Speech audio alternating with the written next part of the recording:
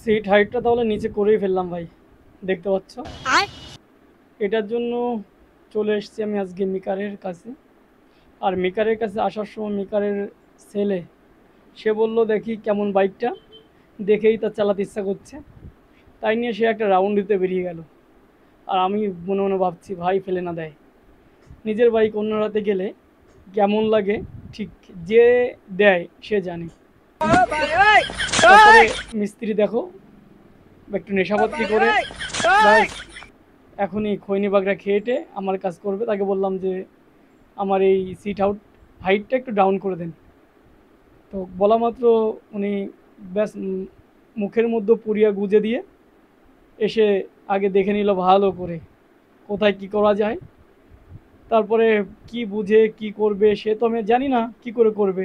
উনি গেল ওনার হাতিয়ার আনতে, একটা লম্বা সুসালো একটা হাতিয়ার নিয়ে আমার বাইকের ওখানে ঢুকিয়ে ঢুকিয়ে কি যেন চেক করছে।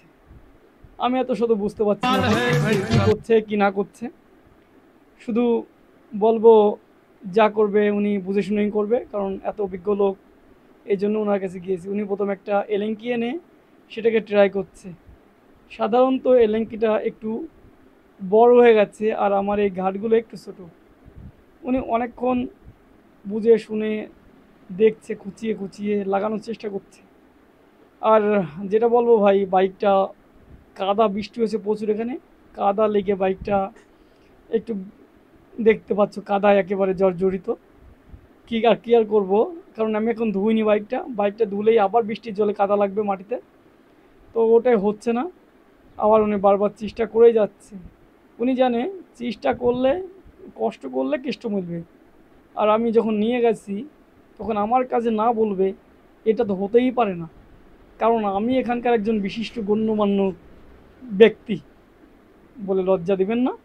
যাই হোক, এখন উনি আবার একটু টেস্ট করলো, এবার আর একটা জিনিস নিয়ে আসলো, কি সাহসীর মতো জিনিস, আমার তো সাহসী লাগলো ভাই। এখন ওটাকে কি বলে সেটা আমি জানি না। উনি আবার চেষ্টা করছেন, পুরো হার্ডকোর কষ্ট, উঠে বসছেন।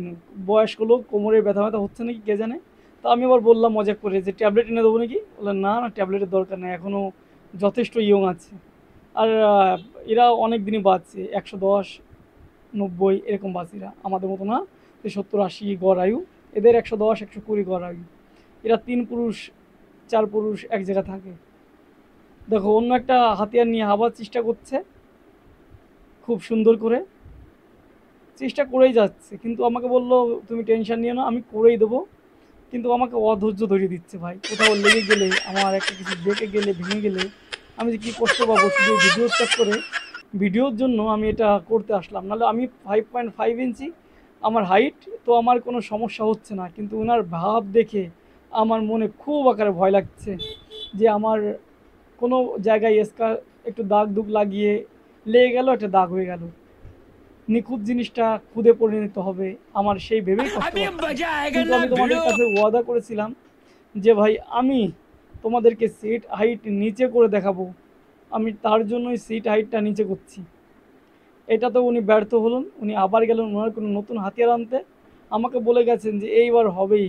উনি ওনার বজ্র অস্ত্র আনতে যাচ্ছে, যেটা দিয়ে সব কিছু হওয়া সম্ভব। এই দেখো ভাই, আরে এই দেখে তোমার মনে হচ্ছে সেই ইংরেজ আমলের যে অত্যাচার করার জন্য যে চাবুক, সেই চাবুক নিয়ে এসছে আমার বাইকটাকে অত্যাচার করার জন্য ভাই। এর কোন জমিদার কে জানে ভাই, এরকম অত্যাচার করবে আমার বাইকের সঙ্গে। আমার দেখে ভাই কান্না পাচ্ছিল, আর মনে হচ্ছিল বাইকটাকে আমি কিছুই করব না। আমার একদম ভালো লাগছিল না। আমি বললাম पाजी संभाल के ना हुआ तो कोई चक्कर नहीं, लेकिन बाइक में खुद मत करना, बाइक ठीक रहे। तो पाजी बता रहे टेंशन ना लो, हो जाएगा, कोई नहीं।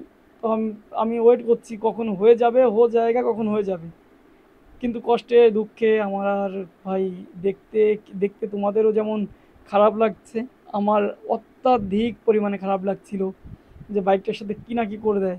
কিন্তু ভাই হওয়ার পরে হয়তো বা সেটা আমার জন্য একটু আরও চালানোর জন্য বেশি হবে। বাইকটা নিচে হলে কমসে কম 1-1.5 ইঞ্চি নিচে হয়ে যাবে, পা 2 পা সমানভাবে পড়বে, এমনও পড়ে কিন্তু তারপরে আরও কমফোর্টেবল হয়ে যাবে হয়তো বা। বাইকটা দেখো ভাই, দেখেই মানে এরপর একটা ভালোবাসা জন্মে যায়।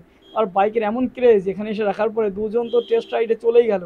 আর ওনার ছেলে, আর একটা ছোটো ছেলে বললো যে এইবার দীপাবলিতে এই বাইকটাই নেবে। সে নিক না নিক, যা নেবে নিক। আমি বললাম যে অন্য বাইকও লঞ্চ হয়েছে, আর যদি পারো ওটাকেও দেখে আসো। দেখে আসতে তো কোনো দোষ নেই, অনেক বাইক আছে 125 সিসির মধ্যে। তা বললো যে না, তোমার এটাই নেবো। তা তোমরা দেখো ভাই কী করে করবে, আমি সেই জিনিসটা এখনই দেখাচ্ছি তোমাদের। এরকম একটা যন্ত্র লাগবে তোমার, যদি এলেঙ্কি ছোটো বা বড়ো থেকে মিস্ত্রির কাছে। ছোটো এলেঙ্কি থাকলে তো এর সঙ্গে হয়ে যাবে, ইনার কাছে ছোটো এলেঙ্কি ছিল না, এই জন্য উনি এই চাবুকটা নিয়ে এসছে আমার বাইকটাকে অত্যাচার করার জন্য। এই ঘুরেছে ঘুরেছে, এবার এক ঘাট, আরেকবার ঘুরলে নিচে হয়ে যাবে ভাই। 5টা স্পিড আছে, 5টা ঘাট আছে, সেই ঘাটগুলো কেবল একটা হলো, এবার দুটো তিনটে করে এভাবেই উনি ডান দিক থেকে বাঁ দিকে ঘুরিয়ে যাচ্ছে। হয়তো বা এর পরবর্তীতে আবার চেষ্টা করছে, দেখো এবার হয়তো বা হয়ে যাবে।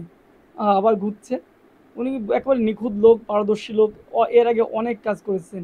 বয়স দেখে বুঝতে পারছো। আর এখানের ওনার জোগাড়ও বলে ওনাকে সবাই, যে যে কোনো কাজ ওনার কাছে আনলে জোগাড় করে সেটাকে উনি ঠিক করেই দেবে। ওনার অনেক নাম টাম শুনেই আমি এই মার্কেটে এসেছি, এই জায়গাটা এসেছি ওনার কাছে। উনি লোকালেই থাকে, খুব ভালো মিস্ত্রি। তো আমাকে করে দেবে। আর তোমরা যদি করতে চাও, আমি এটা করেই নিয়েছি, আর তোমরা যদি করতে চাও তার কমেন্ট করে আমাকে বলবে। উনি করার চেষ্টা করতে থাক। আর আমি এটা যাতে 2 পা কীভাবে আসে এর পরবর্তীতে তারও ভিডিও এর পরবর্তীতে তোমাদেরকে দেখাবো। কিন্তু কিভাবে করতে হবে, তোমাদের নিয়ারেস্ট কোনো মিস্ত্রি থাকলে, যদি এলেঙ্কি না থাকে, তাহলে এইভাবে ঘুরিয়ে ঘুরিয়ে করতে হয়, তাকে একটু বলে দিও, যাতে সে এই ব্যাপারে তার নলেজ হয়ে যায়। সে প্রথমবারেই এত এলেঙ্কি ব্যবহার না করায়, প্রথমে এই বজ্রাস্ত্র, এই চাবুকটা নিয়ে আসুক, আর চাবুকটা এনেই তোমার এটাকে ঠিক করুক। তাহলে ভিডিও অনেক লম্বা চওড়া হচ্ছে, তোমরা দেখে নিও। আর কথা বলবো না, ভিডিও যদি ভালো লাগে অবশ্যই লাইক কমেন্ট শেয়ার অবশ্যই করে দিও ভাই। তোমাদের জন্য ভিডিও বানানো, আর তোমরা একটু সাপোর্ট না করলে আমার ইউটিউবার হওয়ার আশাটা মনে হয় চলে যাবে রে, আশাটা মনে হয় চলে যাবে। যেমন তোমরা সাপোর্ট করছো ভাই, তেমনই ভিডিওটা আরেকটু শেয়ার করে দাও প্লিজ ভাই। যদি আমি একটু ইউটিউবার হতে পারি ভাই, তোমাদেরকেও আমি প্রত্যেকটা চ্যানেলকে সাপোর্ট করব। আমি তোমাদেরকেও, তোমাদের কাউকে আমাকে এসএমএস করলে, তোমরা জানো আমি তুরন্ত এসএমএসের উত্তর দিই ভাই। অতএব আমাকে একটু সাপোর্ট করে দিও। আর এভাবেই তোমরা নিজের বাইকটাকে সুন্দর করে যত্ন করে চালিও। আর যদি কেউ নিচে করতে চাও, তাহলে অবশ্যই এই পদ্ধতি অবলম্বন করো, অন্য কোনো এলেঙ্কি, অন্য কোনো কিছু দিয়ে করো না, হয়তো বা খারাপ হয়ে যেতে পারে। উনি আমাকে তাই বললো যে এটা পুরো সেফ, চাবুকের মতো করে চাবুক লাগিয়ে চাবুক দিয়েই ঠিক করে দেবে, অতএব নো টেনশন। আর টাকা কত লাগলো সেটা না হয় পরের ভিডিওতেই বললাম, আর তোমাদের জিজ্ঞাসা কমেন্টে বলে দিলাম। টাকাটা ম্যাটার করে না ভাই, যদি তুমি কমফোর্ট করে 10 টাকা থেকে 20 টাকা লাগলো, 20 থেকে 30 টাকা লাগলো, এর বিষয়ে কত নেবে তোমার মিস্ত্রি, এভাবেই কমিয়ে দেবে। তোমাদের যদি ভিডিও ভালো লাগে আমাকে প্লিজ সাপোর্ট করে একটু